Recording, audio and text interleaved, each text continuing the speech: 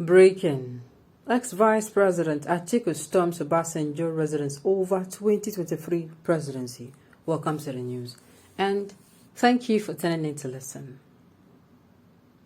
Although the former Vice President has not officially declared its intention to contest the 2023 presidential election, he has commenced consultation.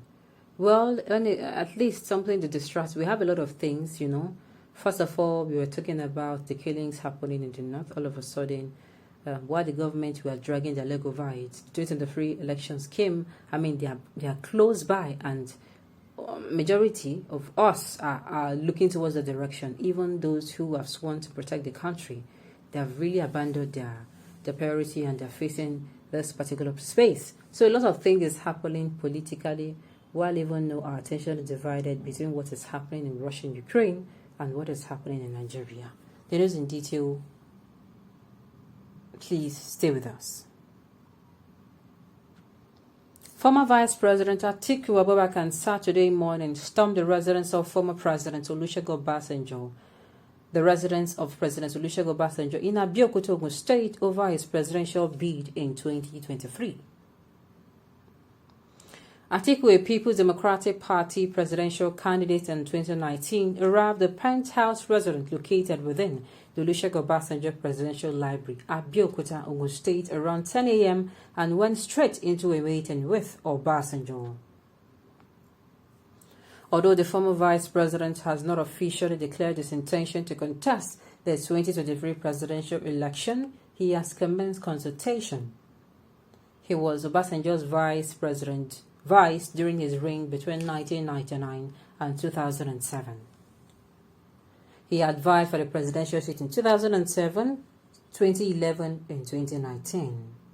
Daily Trust reports that Atiku, alongside his aides, stormed Abeokuta on Friday ahead of a Saturday's consultation. Apart from the meeting with Obasanjo, Atiku and PDP are expected to meet with the Alake and paramount ruler of Egba land, Oba Adetotun Gbadebo. Everybody is doing all they can to ensure that they can come out the winner. In fact, I repeat, nobody has come out to say, oh, this is actually what I'm going to do for Nigeria. Not come and read us rhymes so that, oh, I'm going to make this country, turn it, make it better. How? Can you tell us how? If you can tell us how, maybe we can even listen to you.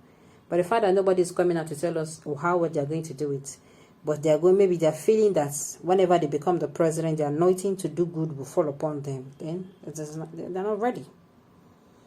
I think most of those who are coming out to run for presidency, I don't even think, besides consultation and beside wanting to win, I don't think they have anything in mind concerning, making Nigeria better again. No, to be sincere.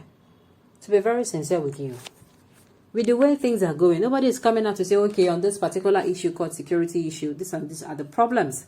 When I come in, my government will ensure that everybody is heard. How do we do that? Once I become the president, we are going to be conducting a dialogue.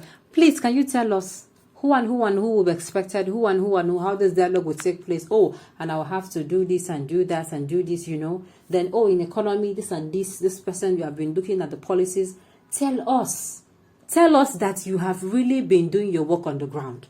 Not you want to be president, it has been your lifelong ambition. Some will say, I have what it takes. Is that what we want to hear at this point in time? That is not it, sir. I'm so sorry to disappoint you. We want more. We want somebody who is innovative, who is analytical, a strategist, somebody who will come in and, he knows what to do. He is proactive, that he's coming in with ideas already. All he needs to do when he gets there, of course, he's going to encounter some problems, and all he needs to do is to be doing what we call a little adjustment here and there, and he'll be good to go.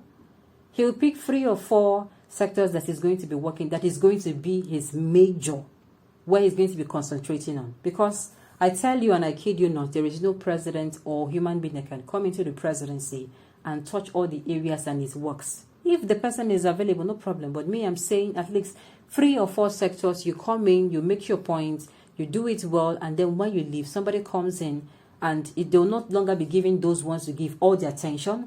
All they'll be doing is to manage it, while they'll pick another 3 or 4 themselves and they'll run with it. With that aim, we look at in the next 20 or in the next 20, 24 years, we tell ourselves, oh, okay, this is where we were before, and this is where we are now. We're able to pat ourselves on the back and say, we really, really tried. Those are the kind of leaders Nigerians need. Everybody coming out, oh, it's my, somebody will say, I have what it takes. If you have what it takes, do you know how many people that are not supposed to be, for instance, they are not supposed to be jobless today? They have done everything in their power. They have done a lot of things, yet they are still at a place. Do you know? Do you know how many people that toil from dusk to dawn, and at the end of it, they don't even have enough to go by? They are still sleeping under the bridges. So all those things are what we want. We want somebody who is very, very proactive. And the fact that we are yet to see our candidate is making me worried. Sincerely, it's making me worried. Oga, no be only Fulani Northern in Nigeria. Buhari, a Northern Fulani man and from Katsina ruled for 8 years. Atiku Abubakar, another Northern Fulani man from Adama, want to take over. Haba. Oga, don't try. Don't be too greedy. Power needs to come to the south to balance the unity of Nigeria. Unfortunately, this is the truth, but do people see it? No. Some people now, just because a certain region in the south and in the south is everybody, some part of the north, some so-called youths have come out and said, you know what, at least let the presidency go to this particular region for peace, equity, and progress. Some people are saying, it is not constitutional. Meanwhile, some years back, everybody came together and you said, you know what, this region has been marginalized. Let us allow them to get the presidency so that it will at least calm them down. And they got the presidency. Now it is now the time for this particular group in the south, and everyone is coming out to cry, it's not constitutional, it's not normal. Sincerely, I still insist that, okay, at the end of the day, we the electors, we are going to be the ones to make a choice. But I am still insisting that I don't know how true it is going to be. Yes, because well, from what I'm seeing here, the economy is going bad, and believe you me, a lot of people are finding it difficult to even go by the day, which means that time when they come with their 50 kobo or 1 naira and tell you, you know what, we're going to give you 10 kobo or 15 naira. We want you to sell your vote. Don't worry, we'll give you now. And in fact, even at the end of the day, when so person comes into power, you are going to get compensated with a job. You know, some people will think about it and they are going to start convincing. And before you know, Viola, you know, they sell their votes, and at the end of the day, they become dumped as well.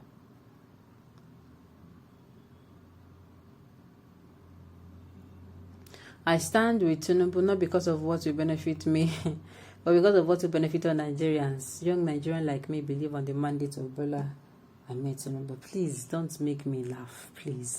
On this note, we've come to the end of a new to say thank you for tuning in to listen. Until I come your way next time, enjoy the rest of the day.